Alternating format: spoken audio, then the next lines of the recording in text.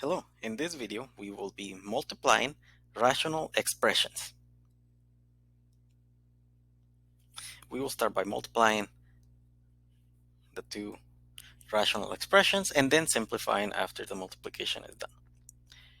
As before, these are the 5 methods that you can use for factoring. Please refer to those videos if you need additional assistance.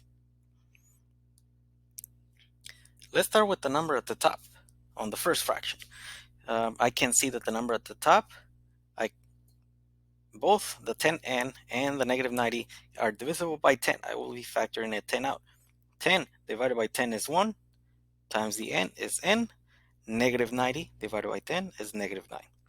I have finished factoring the top on the first fraction. The bottom is already factored on the first fraction.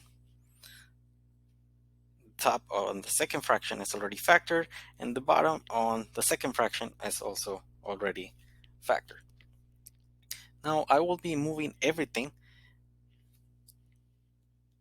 together before I start simplifying everything. So I will start by multiplying 10 times 1 is 10, and I will bring the n minus 9 over. At the bottom I have 10 times 30, 10 times 30, and I have an n square. The reason I didn't multiply the 10 and the 30 is because if I multiply them, then I would have to divide them again so that I can simplify them. I'm just saving a step. Now let's simplify anything that they have in common. As you can see, this one has a 10 at the top and also a 10 at the bottom. That means I will be dividing both top and bottom by 10. And whenever the numbers are exactly the same, they just cancel out. For this problem, this is all I'm able to cancel out. Therefore, my solution would be whatever's left. N minus 9, and at the bottom I have 30 n squared. This would be my solution. I have a second problem, which is slightly more complicated, so I will be factoring everything possible. This x plus 10 is already factored.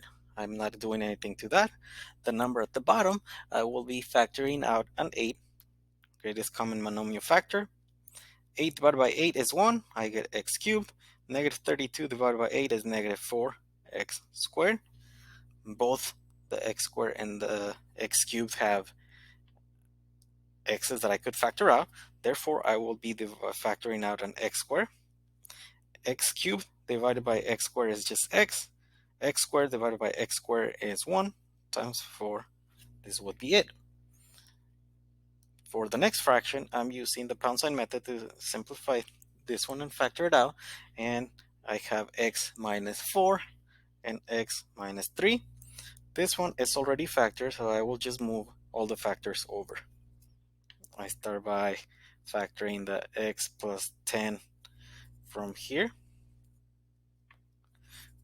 Then I will factor the x, or move over, not factor, x minus 4 and also the x minus 3. From the bottom, I will move the entire thing. So that would be 8x squared, x minus 4. And I would also bring the x plus 10, again, putting a parenthesis because there are more terms. I'm able to cancel the x plus 10 and the x plus 10.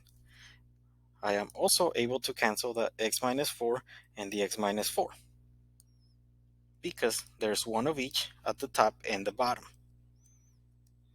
The other stuff I'm unable to cancel. I will just bring it over. I start with x minus 3 at the top, and at the bottom all I have left is the 8x squared. And this would be the solution for the problem.